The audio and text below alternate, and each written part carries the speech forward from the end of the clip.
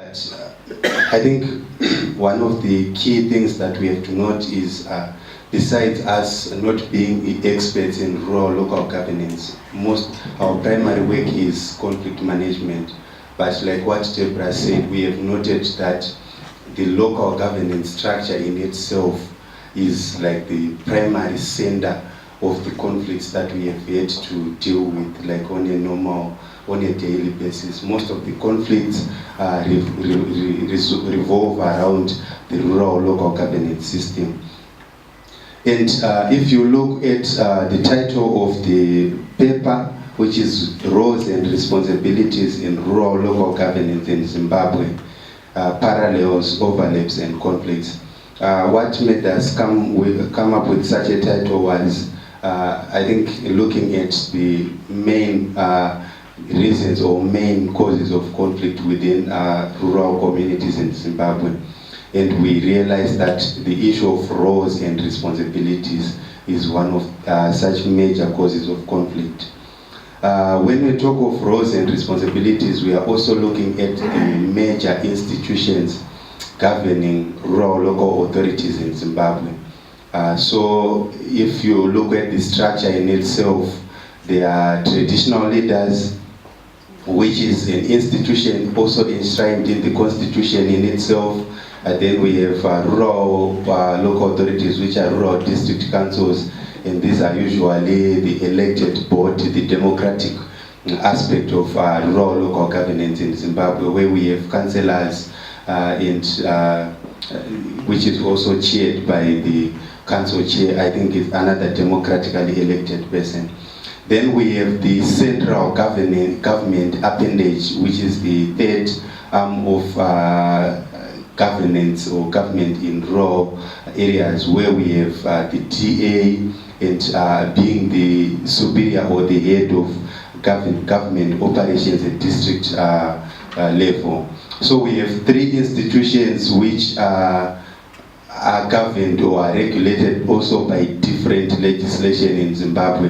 For example, we have the Traditional Leaders Act, which governs operations of the traditional leaders, and they also derive their power from the new constitution, the 2013 constitution. Then we have the councils, the rural district councils. They have the Rural District Councils Act, which is the primary legislation that governs them, and they derive their power and functions from the Rural District Councils Act and other legislation like the Communal Lands Act, the Provincial Councils and Administration Act.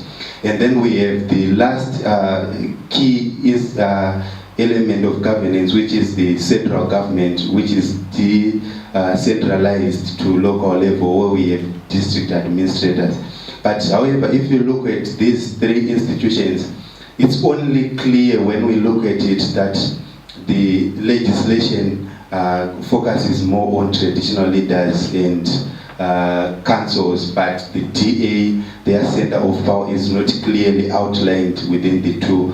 But on ground, it appears they have more authority. For example, they supervise traditional leaders, including maybe monitoring, appointment, and also remuneration of traditional leaders at local level. So in other words, they become a superior authority looking at it because they have that supervisory role.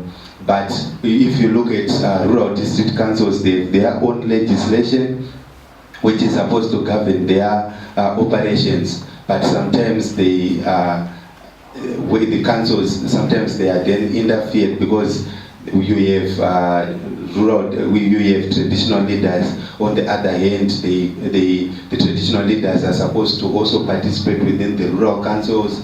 Then you have the DA also acting as advisor to the rural district councils. So in terms of the roles and responsibilities of each, we notice that they are overlapping. As a result, there is a greater magnitude for conflicts to continue manifesting, and the potential of conflicts continuing even after the new legislation, which is being drafted by, I think, by the MPs, also through the portfolio committees and the Ministry of Justice, there is the likelihood that these conflicts will continue.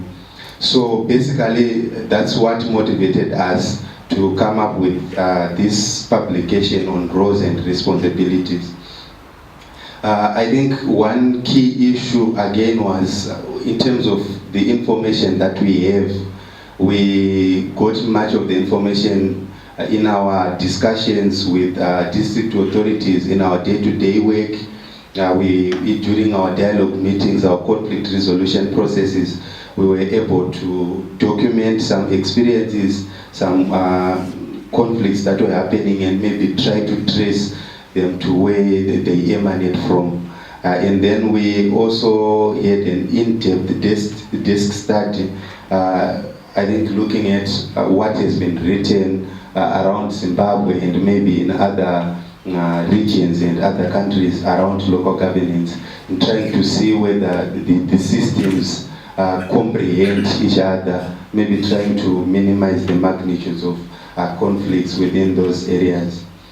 I think the other thing that we are looking at is when we look at the rural local governance system in itself in Zimbabwe, we are saying, I think the structures existing, if they are properly structured and have a clear legal basis, I think we believe that they might be like champions for development at local level through service provision.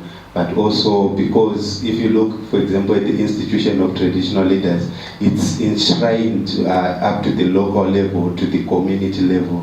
But these roles, the conflicts they have, particularly with the other structures of power, then makes them less effective in terms of provision of services required by the legislation that governs them.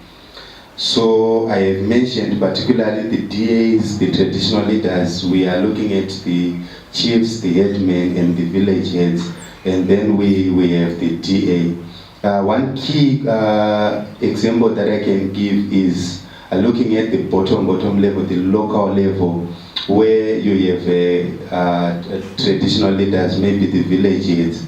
They head the village development committee, for example. And then you have the councillor at ward level being also in charge of development. And then we have the DA, who is also supposed, according to the law, to coordinate development processes at district level, meaning at all levels of the district. So you have the councillor chairing the ward committee, where there are traditional leaders, including headmen, village heads, and chiefs. And then we have the chief chairing the ward committee, the ward assembly, which has villages and everyone at local level. So the chief is supposed to convene a ward assembly, the councillor is supposed to convene a ward development committee. At times then the chief, when he calls for a meeting, instead of it being a ward assembly, it becomes a ward development committee meeting, and the councillor is not present. And then when the councillor calls the ward development committee, they discuss issues which are supposed to be discussed at ward assembly. So these overlapping roles and responsibilities then create a huge potential for conflicts at local level. One notable issue again, which we looked at in the publication, I'm just running through because of time, is also around the power of local authorities. I'm sure Deborah mentioned something in terms of collection of taxes. For example, you have the traditional leaders responsible for collecting taxes at community level. But in this, I think normally then this makes them more important but also powerful, because they have the finances they are supposed to remit to councils, and usually then there are conflicts because rural or local authorities like councils then have to depend on traditional leaders for the money which is coming, and then it only has to go if the traditional leaders are willing to pay up. So it creates gaps also for conflicts within the rural or local authorities. Then the other key aspect is also around land allocation. I'm sure we are all aware that land is I think land allocation is one of the issues that has had a lot of debate in Zimbabwe. But even in communal areas, which are not resettlement areas, there are challenges also on land allocation, and it creates also conflicts between these institutions, the traditional institution, the elected institution, and also the office of the central government. So we have the chief, who is vested with authority to allocate land according to the Traditional Leaders Act, for example. And then we have the councillor, who is supposed to supervision all development processes, including allocation of land, as land is also distributed by council, which is a composition of different councillors. So a councillor can give land even without going to council, but that land also the chief can take it and give it to someone. And then in terms of the harmonization of that land, you might find out that it's given to two distinct people, and those people might fight over that land. So conflicts are always inherent, according to our experiences, where we have people fighting over land. Such common case, we have seen it, I think, in most of the areas that we are working on, particularly in Midlands. But also one critical area which affects us mainly as civil society is around coordination of development aid and development efforts at local level. This particularly, we are looking at who is responsible for distributing aid, who is responsible for working with NGOs, for example. And we have seen that maybe having a lot of conflicts in rural communities, conflicts between the NGOs themselves and the local authorities, conflicts between traditional leaders and councillors, but also conflicts between even the traditional institutions and the NGOs themselves. So when an NGO goes to a particular ward, it's when, who are they supposed to engage with, for example. But generally what the book centers around is the roles and overlaps, roles and responsibilities in rural councils or rural communities have a lot of conflict potentials that centers around them, which probably during this discussion we'll be able to reflect on how then should we maybe bring the discussion forward, or how can these maybe issues be rectified maybe at national level, or during maybe the local government reform processes which are currently ongoing. Thank you.